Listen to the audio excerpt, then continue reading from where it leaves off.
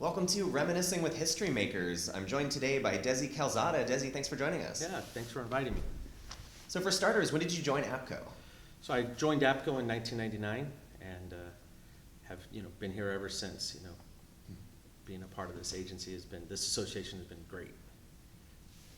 So during your tenure at APCO, can you describe what agencies you worked for, the positions you held, responsibilities, and your length of service?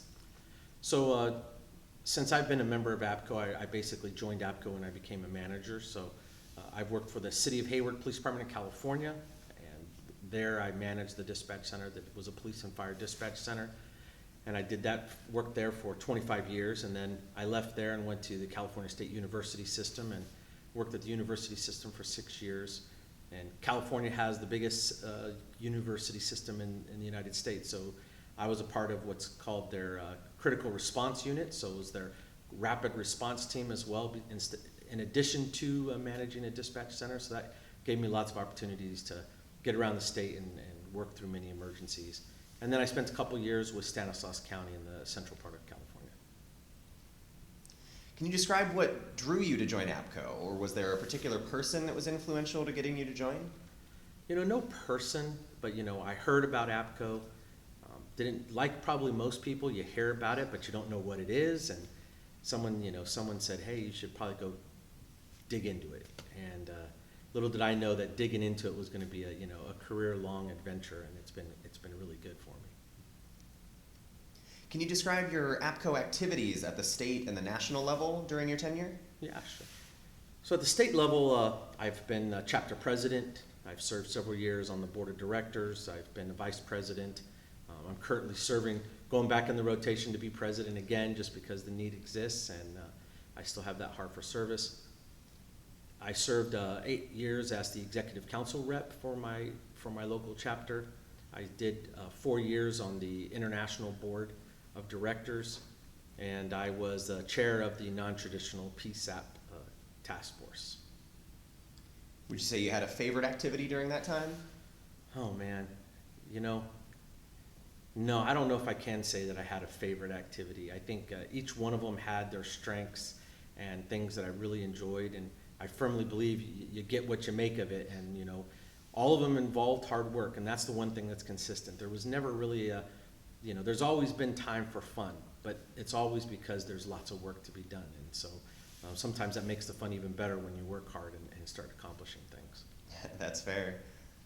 Would you say your APCO membership has had a direct effect on your career in the public safety communications industry? Man, no doubt.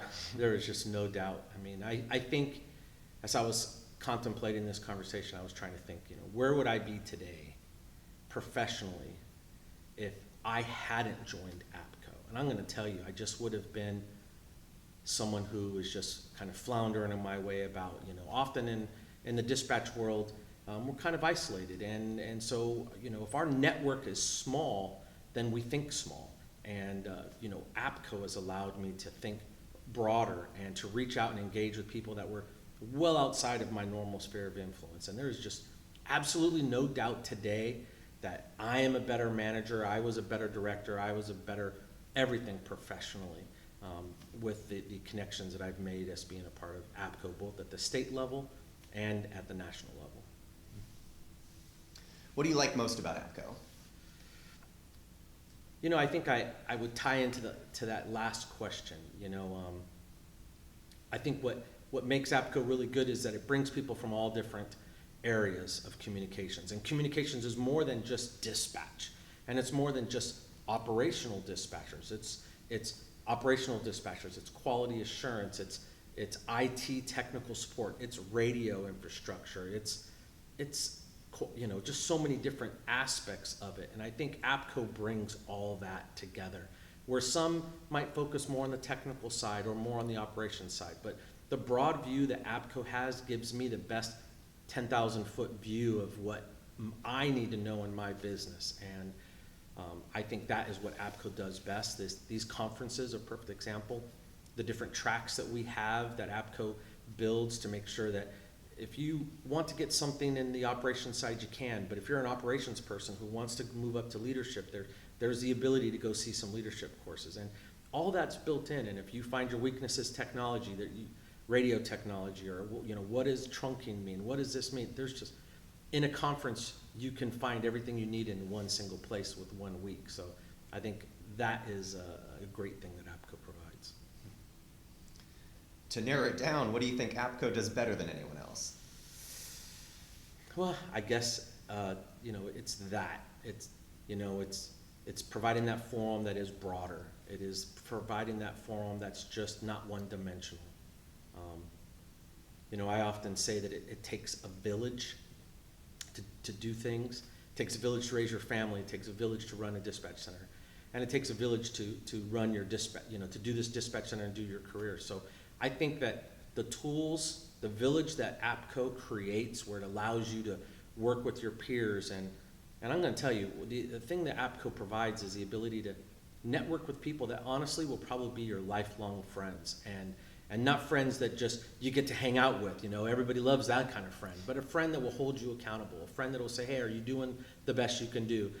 Hey, have you ever thought about this? I mean, I think I get a call every week from someone who says, hey, I know you're good at this.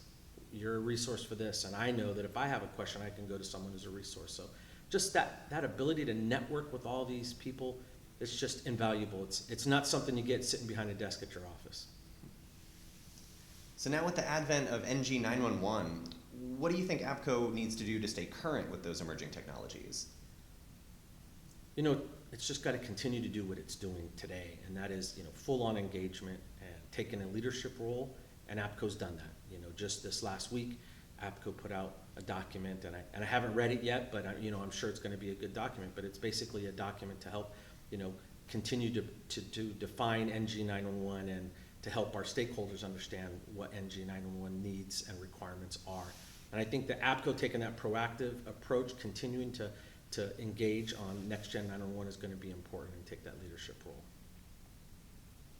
What would you say stands out as a significant contribution during your time in office?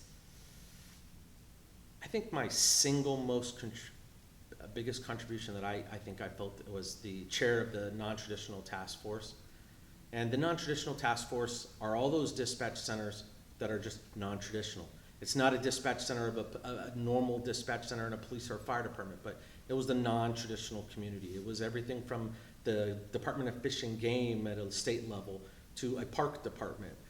But most of them are the universities all across this country that have their own police department and dispatch centers that have unique kind of way of operating. And while some core components are the same, there are some unique differences. And just this last week, I saw some of the recommendations that we had in our task force document continuing to show up here at the conference. And so I'm happy to see that some of that has made a difference.